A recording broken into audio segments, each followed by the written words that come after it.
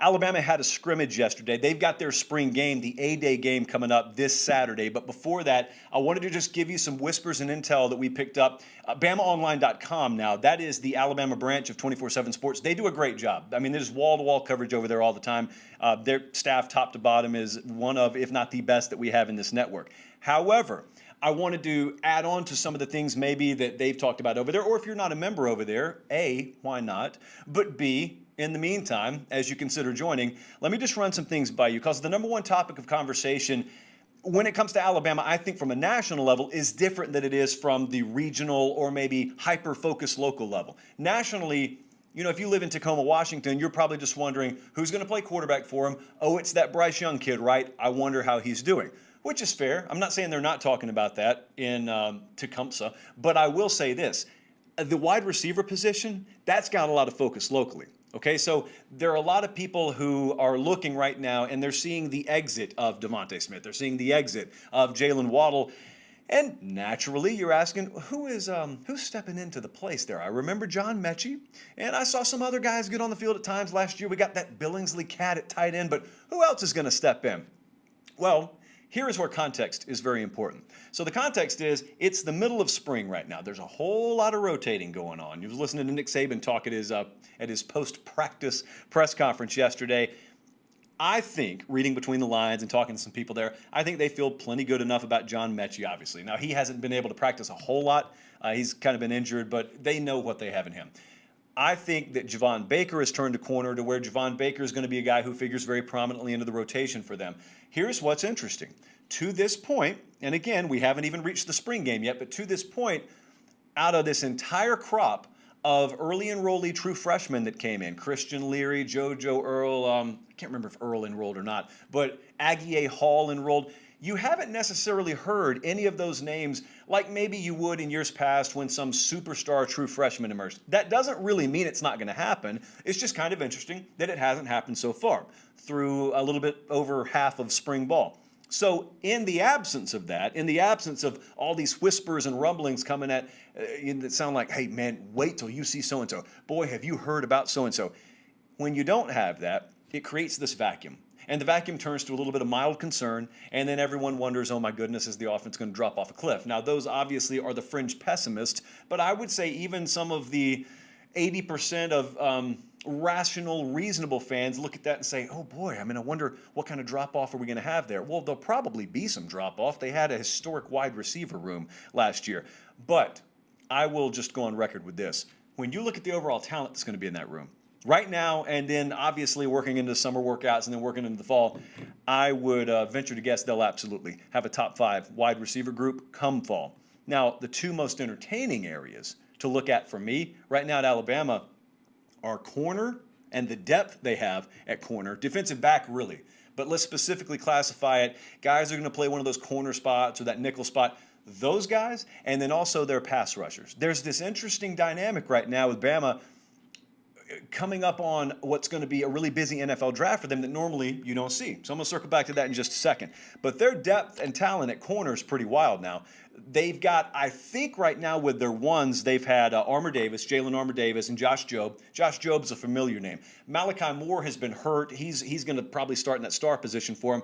And that's a name that's proven. You saw him last year. But then guys like Marcus Banks, true freshman, JaQuincy McKinstry, street name Kool-Aid, like you got those names there too. Brian Branch is there. They've got a lot of really, really good depth. They've got the depth to the point where you look at it and you say, man, how do you keep all that depth appeased? Well, the answer is you probably don't, but that's good. That's the kind of competition and depth that you want on your team. They've got it at running back right now, too. Running back's probably one of, if not the best points on their team, to the point where we haven't really even talked about it a whole lot this spring. But as for that pass rush, because this kind of bleeds into the overall point I'm about to make, do you realize LeBron Ray, he was out for them most of last year. Jalen Waddle, speaking of the receiver position, was out for them most of last year. There are some that would tell you that is their best offensive player overall on that team and one of the very best defensive players that they had overall on that team. And they lost both of them and still won a national championship. And some of you would look at it and say they won it fairly easily, fairly convincingly. I'm not so sure you're wrong about that. So just keep that in mind when you talk about who's coming back and who's returning. Well, LeBron Ray, not only is he returning, he wasn't even there. So it's not a normal, typical returning starter situation. LeBron Ray, they were really looking forward to him last year. I remember about this time or maybe into fall camp, listening to Nick Saban talk about him last year and saying, LeBron Ray is probably a guy up front that we don't have another of in terms of the combination that he gives you. So, they've got him and they feel good about him right now. He's been kind of injury prone, but they feel good about him right now. But it's not just LeBron Ray. Will Anderson was a monster last year as a true freshman. They've got Aboigbe. They've got Byron Young. They've got Drew Sanders, who was a true freshman last year that you thought may pop. And if he didn't last year, probably would this year. Their pass rush is going to be really good. It has not done them any favors on the offensive line that they've had some injuries right now because especially those tackles, they've been getting baptized fairly regularly against that pass rush to the point where, it's kind of hard. If you're going against that one defense at Alabama right now, it's kind of hard to work on that vertical passing game. Don't have time to work on the vertical passing game. But here's what I wanted to talk about with the trend. And this is a spring thing, but it's going to be a 2021 thing for Alabama. So right now, there's a lot of talk about the NFL draft, right? And there's a lot of talk about a lot of Bama guys going in the NFL draft. And they are. A lot of them are going to go in the NFL draft. They usually do this time of year. But here's what you're used to thinking. This is where you kind of have to reprogram your fandom or your observation and then your expectation. Normally, when you're talking about the NFL draft loaded up with Bama guys, in years past, it meant a whole bunch of defensive guys and maybe a running back, something like that. That's not the way it is anymore. It's a whole lot of offensive guys. And so now you're going to have an exodus to the draft for the second year in a row, in some ways like the 10th or 11th year in a row. But then I also look at defensive line, and I look at edge rusher along with that. I look at linebacker, I look at secondary, and I'm sitting here thinking, are they upgraded? Are they equal to or better than last year's product at all three levels? Everyone wanted to look at Pete Golding. Everyone wanted to slap Pete Golding. This could be Pete Golding's year. This could finally be the payoff year for Pete Golding and the opportunity for Nick Saban to look at you, not outright say it, but look at you and say, now you see why I kept him around. Now you see what maybe you didn't see before. It wasn't a Pete Golding problem. It was a this and that problem. I wonder how good that defense will be, though, because, again, the head coach there, Nick Saban himself, on record in the past month or two as saying, can't win with defense anymore. It's not a play strong defense, run the ball, good special teams, and win you a championship. That's not the formula anymore. So I think the defense is going to be really good. You could argue, let's just start off on the basis that this could be the best defense in the SEC. It was last year. Let's say it could be again this year. How many times do they get in shootouts? Because, see, they still had to score over 50 to beat Ole Miss last year, even with what turned out to be statistically the top defense in the SEC. I wonder how many shootouts they're going to get in.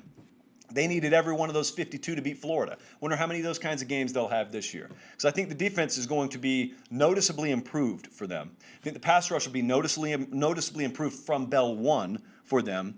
I wonder how many shootouts they'll have to get in. What kind of team is this? That's the way Saban put it yesterday in his presser. What kind of team do we have? I don't think they figured it out yet. I think it's going to be really fun. It's going to be really fun just to watch Bryce Young operate in their spring game Saturday. Evan Neal, he left yesterday's scrimmage. Feedback is that's probably not serious. Javion Cohen, a kid who went to school just across the river from where I'm from, central of Phoenix City, doesn't sound like that serious. But Ekiyor's been out for the spring. Like, they've been missing some guys to where you don't really get a true look in these spring scrimmage situations. I don't think those are anything, like long-term injuries, but think about this. Just think about how much turnover there is there. They are replacing several pieces, obviously wide receiver, quarterback, offensive line, like running backs losing Najee Harris, and everyone's just looking at that product and saying, oh, it'll still be the best offense in the SEC. And I'm not saying they're wrong. I'm just kind of reflecting on how incredible it is. That's the kind of reasonable conclusion that you can arrive at right now with Alabama.